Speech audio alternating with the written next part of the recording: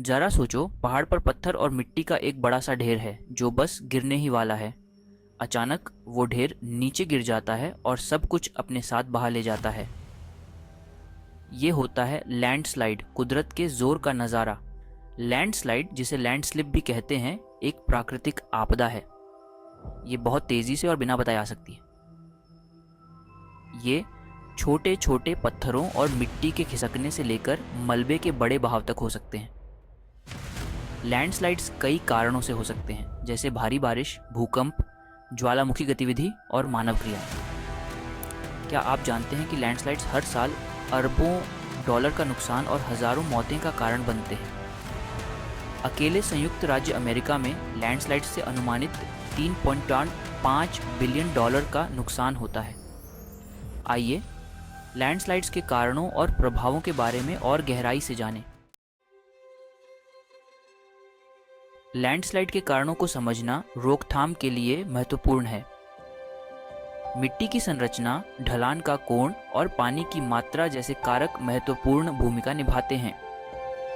उदाहरण के लिए ढीली, रेतीली मिट्टी वाले क्षेत्र लैंडस्लाइड के प्रति अधिक संवेदनशील होते हैं। इसके अलावा 30 डिग्री से अधिक ढलान वाले क्षेत्र उच्च जोखिम में होते हैं। मानव गतिविधियां जैसे वनों की कटाई और निर्माण भी ढलानों को अस्थिर कर सकते हैं, जिससे लैंडस्लाइड की संभावना बढ़ जाती है। ग्रेविटी, वो ताकत जो हर चीज को धरती के केंद्र की ओर खींचती है, लैंडस्लाइड का सबसे बड़ा कारण है। ढलान जितना ज्यादा तिरछा होगा, ग्रेविटी का असर उतना ही ज्यादा होगा। दिलचस्प बात यह है कि ढलान के कोण में मामूली बदलाव भी लैंडस्लाइड के जोखिम को काफी हद तक प्रभावित कर सकते हैं। उदाहरण के लिए, ढलान के कोण में 25 से 30 डिग्री की वृद्धि लैंडस्लाइड की संभावना को दोगुना कर सकती है।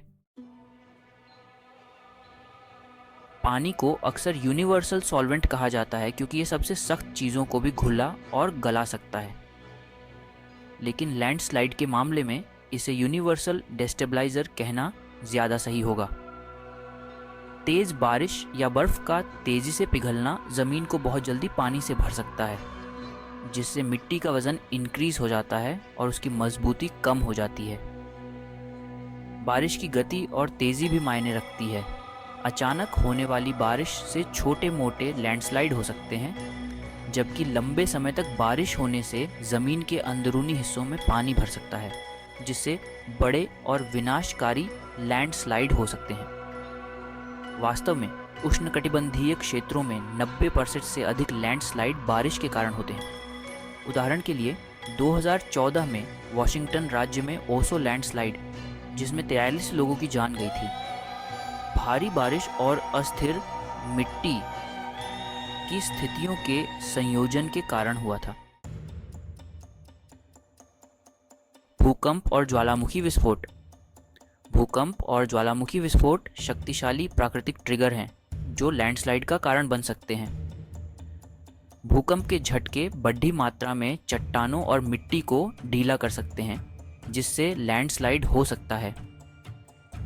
इसी तरह ज्वालामुखी विस्फोट ढलानों को अस्थिर कर सकते हैं और लैंडस्लाइड उत्पन्न कर सकते हैं। कि हमारे कार्य और भूस्खलन के जोखिम। जबकि भूस्खलन प्राकृतिक घटनाएं हैं, मानवीय गतिविधियां उनकी आवृत्ति और गंभीरता को बढ़ा सकती हैं। वनों की कटाई, खनन और निर्माण ढलानों की स्थिरता को बदल सकते हैं। उदाहरण के लिए, वनों की कटाई मिट्टी को स्थिर रखने वाली जड़ प्रणालियों को हटा देती है, जिससे ढलान अधिक संवेदनशील हो जाते हैं। शहरीकरण और बुनियादी ढांचे का विकास प्राकृतिक जल निकासी पैटर्न को भी बदल सकता है, जिससे भूस्खलन का जोखिम बढ़ जाता है। इतिहास में प्रमुख भूस्खलन। पूरे इतिहास में भूस्खलन ने पृथ्वी की सतह पर अपनी छाप छोड़ी है। कुछ भूस्खलन अपने पैमाने और तबाही के कारण हमारी सामूहिक स्मृति में अंकित है। 1970 में पेरू में हुआ स्क्रान भूस्खलन। एक भूकंप द्वारा प्रेरित भूस्खलन ने युंगाय शहर को दफन कर दिया। 1999 में वेनेजुएला में वर्गास त्रासदी। भारी बारिश ने भूस्खलन को प्रेरित किया, जिससे हजारों लोगों की मौत हो गई और लाखों लोग विस्थापित हो गए। भूस्खलन की तैयारी। दुनिया के कई हिस्सों में भूस्खलन एक निरंतर खतरा है। जोखिमों को समझने और तैयारी के लिए कदम उठाने से जान माल के नुकसान की संभावना को कम किया जा सकता है। भूमि उपयोग नियोजन और ढलान स्थिरीकरण तकनीकें भूस्खलन के जोखिम को कम करने में मदद कर सकती है।